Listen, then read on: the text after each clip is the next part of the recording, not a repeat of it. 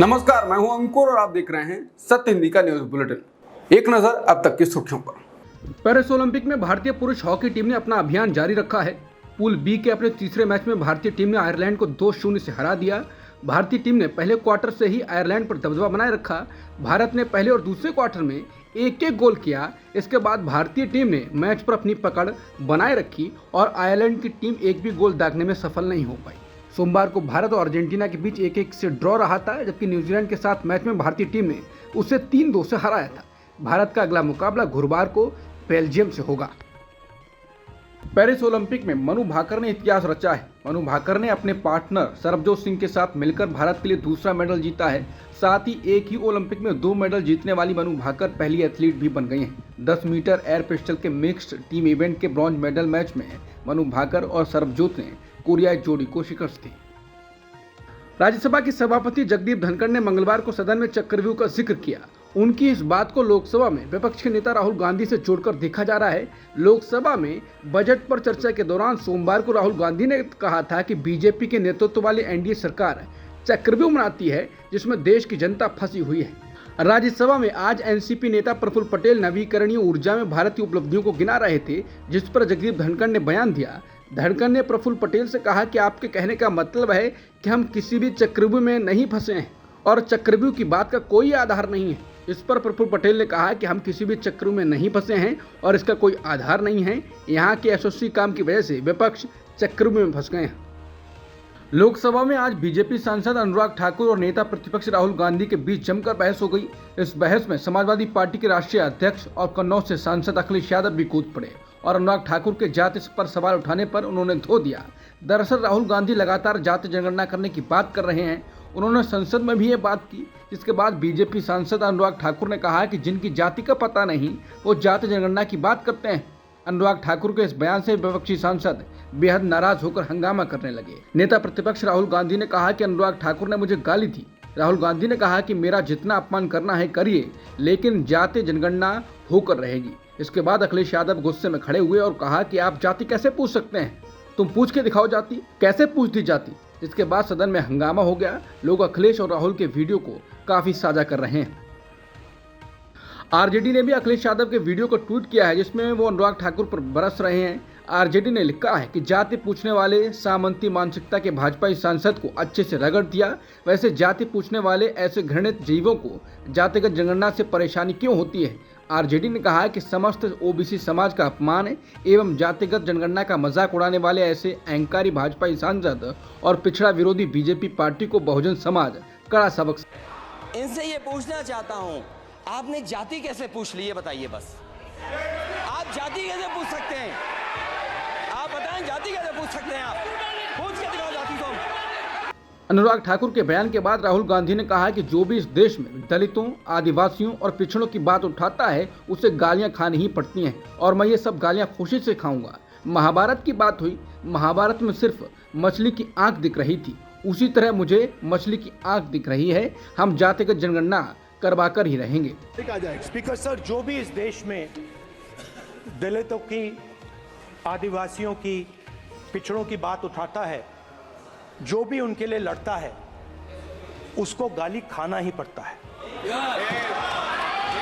और मैं ये सब गालियां खुशी से खाऊंगा, क्योंकि महाभारत की बात हुई तो महाभारत में अर्जुन को सिर्फ मच्छी की आंख दिख रही थी, उसी प्रकार मुझे सिर्फ मच्छी की आंख दिख रही है। जाति जनगणना हम करा के दिखाएंगे। खत्म। आपको जितनी गाली देनी है आप दीजिए, हम खुशी से लेंगे। धन्यवाद। अनुराग ठाकुर पर प्रियंका गांधी ने कहा कि सामाजिक आर्थिक जातीय जनगणना इस देश के 80% लोगों की मांग है। आज भरी संसद में कहा गया कि जिनकी जाति का पता नहीं वो गणना की बात करते हैं। क्या आप देश की संसद में देश की 80% जनता को गालियां दी जाएंगी? नरेंद्र मोदी जी को स्पष्ट करना चाहिए कि क्या ये उनके कहने पर हुआ है। उत्तर प्रदेश के मुख्यमंत्री योगी आदित्यनाथ ने मंगलवार को अखिलेश यादव की समाजवादी पार्टी की आलोचना करते हुए इसे गंभीर खतरा बताया और आरोप लगाया कि पार्टी के सदस्य महिलाओं के खिलाफ अपराधों में शामिल हैं। राज्य विधानसभा के मानसून सत्र के दौरान आदित्यनाथ ने दिवंगत मुलायम सिंह यादव के 2014 के बयान लड़के हैं गलती हो जाती है का उल्लेख किया। इसके साथ ही उन्होंने अपनी तारीफ की और कहा कि राज्य सरकार महिला सुरक्षा को लेकर पूरी तरह गंभीर है। इसी गंभीरता का नतीजा है कि महिलाओं और बच्चों के खिलाफ अपराध से जुड़े मामले लगातार कम हो रहे हैं। अपराधियों के मन में कार्रवाई का डर है। कथित शराब घोटाला मामले में तिहाड़ जेल में बंद दिल्ली के मुख्यमंत्री अरविंद केजरीवाल के स्वास्थ्य को लेकर इंडिया गठबंधन के नेताओं ने जंतर मंतर पर प्रदर्शन किया। उत्तर प्रदेश के मुख्यमंत्री अखिलेश यादव ने इस दौरान कहा कि अरविंद केजरीवाल के खिलाफ सभी मुकदमे खत्म होने चाहिए और उन्हें रिहा करना चाहिए। उन्होंने कहा कि एक बात मैंने चुनाव से पहले कही थी कि कई ऐसी संस्थाएं हैं दिल्ली के पास जो राजनीतिक लोगों को समय समय पर परेशान करती हैं, उन्हें न्याय नहीं देने देती। कई ऐसी संस्थाएं हैं जो जानबूझकर अपमानित करने के लिए झूठे मुकदमे करती हैं। हम लोग जब सत्ता में आएंगे तो ऐसी संस्थाओं को खत्म कर देंगे। हमारे लोकतंत्र में किसी को झूठा फंसाना नहीं लिखा है। काफी दिनों से खबरें आ रही हैं कि केशव प्रसाद मौर्य और योगी आदित्यनाथ बैठकों में साथ नजर नहीं आ रहे हैं। इस बीच केशव प्रसाद मौर्य ने पुलिस अधिकारियों के साथ बैठक की और उसको ट्वीट भी किया। उन्होंने फोटो ट्वीट कर कहा कि आज विधान परिषद में उत्तर प्रदेश के पुलिस महानिदेशक प्रशांत कुमार और वरिष्ठ पुलिस अधिकारियों के साथ मानसून सत्र के दौरान कानून व्यवस्था के संबंध में बैठक की। बता दें केशव प्रसाद मौर्य के पास यूपी कैबिनेट में ग्रामीण विकास, फूड प्रोसेसिंग, मनोरंजन कर और लोक उपक्रम जैसे विभाग हैं और योगी के पास गृह समेत कई बड़े विभाग हैं। यानी केशव ने जो बैठक की है वो पुलिस गृह विभाग के अंतर्गत आती है। यानी केशव प्रसाद मौर्य ने जो बैठक की वो बैठक मुख्यमंत्री योगी को करनी चाहिए थी। केशव की पुलिस अधिकारियों के साथ बैठक को संदेश देने के तौर पर देखा जा रहा है। उत्तर प्रदेश विधानसभा में माता प्रसाद पांडे को विपक्ष का नेता बनाने पर मुख्यमंत्री योगी आदित्यनाथ ने समाजवादी पार्टी पर तंज किया है। इस पर समाजवादी पार्टी अध्यक्ष अखिलेश यादव की पत्नी और सपा सांसद डिंपल यादव ने बयान दिया। उन्होंने कहा है कि उत्तर प्रदेश की सरकार को अपने कामों में ज्यादा रुचि और महत्व दिखाना चाहिए क्योंकि जहां पूर्वांचल में बाढ़ की स्थिति है। डिंपल ने कहा कि गाँव में हफ्तों बिजली नहीं आ रही है। जिस पद पर वो यानी योगी आदित्यनाथ बैठे हैं उन्हें युवाओं के रोजगार पर ध्यान देना चाहिए, तभी यूपी और देश हित की बात होगी। बता दें योगी आदित्यनाथ ने मंगलवार को विधानसभा में अखिलेश यादव के चाचा और सपा नेता शिवपाल यादव को लेकर टिप्पणी की थी। उन्होंने माता प्रसाद पांडे को संबोधित करते हुए कहा था कि आपने चाचा को गच्चा दे दिया, भतीजा हमेशा भयभीत रहता है। Poll watchdog association for democratic reform यानी एडीआर ने 29 जुलाई को कहा कि हाल ही में हुए लोकसभा चुनाव में 538 सीटों पर डाले गए वोटों की संख्या और गिने गए वोटों की संख्या में विसंगति थी। एडीआर की रिपोर्ट में दावा किया गया है कि लोकसभा की सीटों पर जितनी वोटिंग हुई थी मतगणना में उससे 5,54,598 वोट कम गिने गए। वहीं 176 ऐसी सीटें हैं जहां कुछ वोटों से 35,093 वोट अधिक गिने गए। रिपोर्ट में कहा गया है कि 2019 के चुनाव में भी कई सीटों पर विसंगतियां सामने आई थीं। हालांकि तब केवल 347 सीटों पर ही ऐसा हुआ था। इस बार 538 सीटों पर विसंगतियां मिली हैं। रिपोर्ट में इस बात का जिक्र तो किया गया है कि मतदान और मतगणना के दौरान वोट का अंतर देखने को मिला, लेकिन एडीआर ने यह स्पष्ट नहीं किया कि डाले गए मतों की कुल संख्या और गिने गए मतों की संख्या में विसंगतियां होने से कितनी सीटों पर परिणाम अलग आए होंगे। लोकसभा चुनावों में वोट गिनने में हुई कमी को लेकर एडीआर ने अपनी रिपोर्ट में अलग अलग राज्यों का हाल बताया है। एडीआर रिपोर्ट में यूपी की 55 सीटों का जिक्र किया गया है जिसमें 53,960 वोटों की गिनती कम हुई। वहीं 25 सीटें ऐसी हैं जहां 6,124 वोटों की गिनती अधिक की गई। इसके अलावा दिल्ली की सभी 7 सीटों पर 8,159 कम वोटों की गिनती की गई। वहीं उत्तराखंड की 5 सीटों पर 6,315 कम मतों की गिनती की गई। झारखंड की कुल 14 लोकसभा सीटों में से 12 सीटों पर 26,342 कम मतों की गिनती की गई। वहीं 2 सीटें ऐसी हैं जिन पर कुल मतों में से 393 वोटों की अधिक गिनती की गई। इसके अलावा बिहार की कुल 40 सीटों में से 21 सीटों पर कुल वोटों में 5,015 वोटों की अधिक गिनती की गई। वहीं 19 सीटों पर कुल मतों से 9,924 कम वोटों की गिनती की गई। झारखंड के चरधरपुर डिवीजन के पास मंगलवार तड़के हावड़ा मुंबई पैसेंजर ट्रेन के 18 डिब्बे पटरी से उतर जाने से कम 2 लोगों की मौत हो गई और 20 लोग घायल हो गए। रेलवे अधिकारियों ने बताया कि ये घटना एक मालगाड़ी के पटरी से उतर जाने और सामने से गुजर रही हावड़ा मुंबई मेल से टकरा जाने के बाद हुई। सभी घायल यात्रियों को जमशेदपुर के टाटा अस्पताल में भर्ती कराया गया। इससे पहले 18 जुलाई को उत्तर प्रदेश के गोंडा में डिब्रूगढ़ एक्सप्रेस की कई बोगियों की पटरी से उतर जाने से कम 4 लोगों की मौत हो गई थी और लगभग 20 लोग घायल हो गए। विपक्षी दलों के नेताओं ने ट्रेन हादसों के मामलों को संसद के अंदर और बाहर उठाया। उन्होंने रेल मंत्री अश्विनी वैष्णव को रेल मंत्री कहा। आरजेडी के राज्यसभा सांसद मनोज झा ने कहा कि हम इंतजार करेंगे कि और कितनी रेल दुर्घटनाएं होंगी और केंद्र सरकार को परवाह नहीं है। कवच कहाँ है? कितने किलोमीटर हो गए हैं? क्या इस बार बजट में इसका कोई जिक्र नहीं किया गया? टीएमसी सांसद सुदीप बंदोपाध्याय ने कहा कि देश में रेलवे सुरक्षा एक चुनौती बन गई है और सवाल किया कि रेल मंत्री अश्विनी वैष्णव सदस्यों को स्थिति के बारे में जानकारी देने के लिए सदन में मौजूद क्यों नहीं है।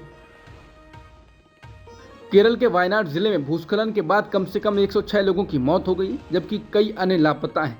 केरल राज्य आपदा प्रबंधन प्राधिकरण ने अग्निशमन और एनडीआरएफ की टीमों को प्रभावित क्षेत्र में भेजा है, जहां सैकड़ों लोगों के फंसे होने की आशंका है। कन्नूर रक्षा सुरक्षा कोर की 2 टीमों के साथ एनडीआरएफ की एक अतिरिक्त टीम सहायता के लिए पहुंच गई है। केरल के वायनाड में भूस्खलन के बाद अब राहुल गांधी वायनाड जाने वाले हैं। जनरल सेक्रेटरी वेणुगोपाल ने कहा कि हम वायनाड जाने की तैयारी कर रहे हैं। राहुल गांधी और प्रियंका गांधी के साथ वहां जाने की तैयारी हो रही है। राहुल गांधी, प्रियंका गांधी और केसी वेणुगोपाल कल यानी 31 जुलाई को वायनाड के दौरे पर जाएंगे। दिल्ली के राजेंद्र नगर हादसे के बाद दिल्ली में कई कोचिंग सेंटर को प्रशासन ने सील कर दिया है, जिनमें दृष्टि आईएएस भी शामिल है। इस मामले में दृष्टि आईएएस की प्रतिक्रिया आई है। इसके मैनेजिंग डायरेक्टर विकास देवकीर्ति हैं। दृष्टि आईएएस के आधिकारिक एक्स अकाउंट पर एक प्रेस विज्ञप्ति जारी हुई है। टीम दृष्टि की तरफ से घटना और उसके बाद की परिस्थितियों पर खेद व्यक्त किया गया है। साथ ही अपना पक्ष देरी से रखने के लिए माफी मांगी गई है। बता दें, राजेंद्र नगर में एक यूपीएससी कोचिंग सेंटर के बेसमेंट में पानी भरने की वजह से 3 छात्रों की मौत हुई थी। इस घटना के बाद कुछ छात्र मुखर्जी नगर में विरोध प्रदर्शन कर रहे हैं। दृष्टि आईएएस की प्रेस विज्ञप्ति में छात्रों के गुस्से को न्याय संगत बताते हुए कहा गया है कि इस रोष को सही दिशा मिलनी चाहिए और सरकार कोचिंग सेंटरों के लिए दिशा निर्देश जारी करे। दिल्ली के ओल्ड राजेंद्र नगर के एक कोचिंग सेंटर में 3 छात्रों की मौत के बाद सिविल सर्विसेज की तैयारी करने वाले छात्रों ने सोमवार को मुखर्जी नगर में विरोध प्रदर्शन किया। दिल्ली का मुखर्जी नगर सिविल सर्विसेज की तैयारी करवाने वाले कोचिंग इंस्टीट्यूट का हब है। मुखर्जी नगर में प्रदर्शन करने वाले छात्र देर रात तक यहां की सड़कों पर जमे रहे। छात्रों ने मुखर्जी नगर की मुख्य सड़क जाम कर दी। छात्र कोचिंग इंस्टीट्यूट दृष्टि के मालिक विकास देवकीर्ति के घर के बाहर भी प्रदर्शन करते दिखे। दिल्ली में यूपीएससी की तैयारी करने वाले 3 छात्रों की मौत के मामले में आप सांसदों ने आज संसद भवन में प्रदर्शन किया। संजय सिंह ने एलजी को बर्खास्त करने की मांग उठाई और कहा कि इसके लिए भाजपा जिम्मेदार है। इसके साथ ही उन्होंने कहा कि देश भर में कोचिंगों की लूट को रोकने के लिए केंद्र सरकार कानून बनाए। इस संबंध में मैंने प्रधानमंत्री जी को पत्र भी लिखा है। बहुत से कोचिंग सेंटर पेपर लीक कराते हैं, मनमानी फीस लेते हैं, बेसमेंट में क्लास चलाते हैं। इन पर केंद्रीय कानून बनाना चाहिए। इसके साथ ही कहा कि दिल्ली का काम रोकने वाले एलजी को बर्खास्त करो। यूपी सरकार ने सोमवार को विधानसभा में उत्तर प्रदेश के गैर कानूनी धर्म परिवर्तन निषेध संशोधन विधेयक 2024 पेश किया। ये बिल 2021 में इसी सरकार द्वारा पारित उत्तर प्रदेश गैर कानूनी धर्म परिवर्तन निषेध अधिनियम की जगह लेगा। नए विधेयक में धर्मांतरण का आरोप साबित होने पर अधिकतम सजा को 10 वर्ष से बढ़ाकर उम्र कैद में बदल दिया गया है। किसी भी व्यक्ति को शिकायत दर्ज करने की अनुमति देने के लिए इसके दायरे का विस्तार किया गया है। इसमें मिलने वाली जमानत को और अधिक कठिन बना दिया गया है। दिल्ली की एक अदालत ने नर्मदा बचाओ आंदोलन की नेता मेधा पाटेकर को मिली 5 महीने की साधारण कैद की सजा पर रोक लगा दी। मेधा पाटेकर को दिल्ली के उपराज्यपाल वीके सक्सेना के खिलाफ मानहानि के एक मामले में 5 महीने की सजा सुनाई गई थी। साथ ही उन्हें उपराज्यपाल की प्रतिष्ठा को हुए नुकसान के लिए उन्हें 10 लाख रुपए को मुआवजा देने का भी निर्देश दिया गया था। ये मामला 23 साल पुराना है। उस समय सक्सेना गुजरात में एक एनजीओ के प्रमुख थे। पाटेकर की ओर दायर याचिका पर सुनवाई करते हुए मजिस्ट्रेट राघव शर्मा ने सजा पर रोक लगा दी और वीके सक्सेना के वकील गजेंद्र कुमार को नोटिस जारी कर जवाब मांगा। कोर्ट ने पाटेकर को 25,000 रुपए के जमानत बॉन्ड और इतनी ही राशि के मुचलके पर जमानत दे दी। मनी लॉन्ड्रिंग केस में आरोपी महाराष्ट्र के पूर्व मंत्री नवाब मलिक को सुप्रीम कोर्ट ने मेडिकल आधार पर जमानत दे दी है। जस्टिस बेला एम त्रिवेदी और जस्टिस सतीश चंद्र शर्मा की बेंच ने मलिक की ओर से पेश हुए वकील की दलीलों पर गौर किया कि मलिक कई बीमारियों से पीड़ित हैं। शीर्ष अदालत ने कहा कि मलिक की मेडिकल जमानत बॉम्बे हाईकोर्ट में नियमित जमानत याचिका के निपटारे तक वैध रहेगी। दक्षिण अमेरिकी देश वेनेजुएला में बड़े पैमाने पर प्रदर्शन देखने को मिल रहा है। हजारों की भीड़ राष्ट्रपति के महल की ओर बढ़ रही है। लोग विवादित चुनाव में राष्ट्रपति निकोलस मादुरो की जीत के दावे के खिलाफ प्रदर्शन कर रहे हैं। पुलिस प्रदर्शनकारियों को तितर-बितर करने के लिए आंसू गैस के गोले छोड़ रही है। बता दें, 28 जुलाई को वेनेजुएला के चुनाव में निकोलस मादुरो को विजेता घोषित किया गया था। चुनाव अधिकारियों ने सोमवार को कहा कि मादुरो ने 51% वोट के साथ राष्ट्रपति के रूप में तीसरा कार्यकाल जीता है, लेकिन विपक्ष कह रहा है कि उनके उम्मीदवार को मादुरो से दोगुने से भी ज्यादा वोट मिले हैं। उनका कहना है कि विपक्षी उम्मीदवार ने 70% वोट जीते हैं। इंडिपेंडेंट पोलस्टर्स ने मादुरो की जीत के दावे को अविश्वसनीय बताया है और वॉशिंगटन और अन्य जगहों की सरकारों ने तुरंत नतीजों पर संदेह जता दिया है। अब तक की सुर्खियों में इतना ही। बाकी खबरों के लिए बने रहिए सत्यहिंदी.com के साथ।